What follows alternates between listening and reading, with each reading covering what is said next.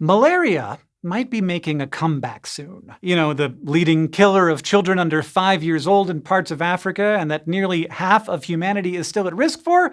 Yeah, malaria is serious stuff. And don't get me wrong, we've been taking it seriously for decades. Bed nets and insecticides have saved many lives. But progress has stalled as the mosquitoes that spread malaria have adapted their own toolset.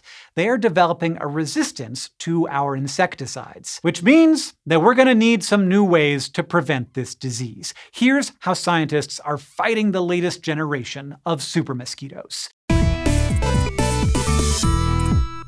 Malaria continues to be widespread, but it's not for lack of trying to kick the disease's butt. Nets and insecticides, among other interventions, have made incredible progress over the years. The World Health Organization reports that annual deaths from malaria went from about 897,000 in 2000 to 568,000 in 2019. But since then, the numbers have actually gone up. And it's not like we stopped using the nets and insecticides, they just don't have the same effect they used to. We haven't changed. The mosquitoes have. Malaria's version of it's not you, it's me. The mosquitoes that infect us with the parasite that causes malaria are developing resistance to almost all insecticides, and that includes common ones like pyrethroids, which are what most malaria control depends on. Now, this doesn't mean we need to stop using insecticides altogether, because they still work to an extent, but it's a lesser extent than it used to be. Some mosquitoes are getting really good at fighting off these toxins. In one study, only 3.8% of the insects died after exposure to pyrethroids. And if you're wondering, here's how they managed to pull that off. There's a certain family of enzymes called cytochromes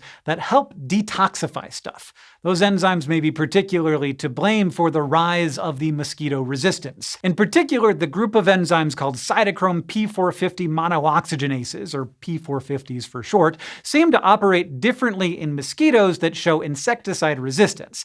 The difference means that mosquitoes can fight off insecticides pretty well. Now, we've usually got no beef with P450s because they help almost all living things break down toxins, including us. But when our friend starts helping our enemy too, that's when we take issue with it. And that's led to a few ideas for dealing with this problem. Since the insecticide-resistant mosquitoes with different P450 enzymes aren't yet resistant to all insecticides, we can still rely on the few that they're not currently resistant to. For example, the synthetic insecticide Actelic remains fairly effective. But what we don't want to do is let mosquitoes develop resistance to that too and end up in the exact same place a few years from now. To keep that from happening, there are management techniques like rotating different insecticides to keep things fresh. Instead of relying on Actelic for an extended period of time, we could regularly swap it out for other insecticides so the mosquitoes in a particular area don't become familiar enough with any one toxin to develop resistance. So that's one way forward. But an interesting new option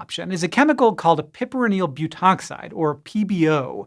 It is not an insecticide at all, but it prevents P450s from doing their job. As the mosquitoes break down the PBO, bits and pieces from the molecule bind the P450 enzymes, blocking them from detoxifying insecticides. Sprayed in combination with pyrethroids, it brings the super mosquitoes back to square one, where they are vulnerable again. In a recent study in Ghana, this combo showed encouraging results. Depending on where the sample group of mosquitoes was collected from, the PBO and pyrethroids were anywhere from 43.8% to 100% effective. So we do have some really promising avenues for continued insecticide use, even in the face of insecticide-resistant mosquitoes. And they might lead us back in the direction we were headed before, the eventual complete elimination of malaria. Thanks for watching this episode of SciShow. This video was supported in part by our friends on Patreon. Our patrons help fund the work we do here on this channel, and in exchange, they get access to a ton of fun stuff.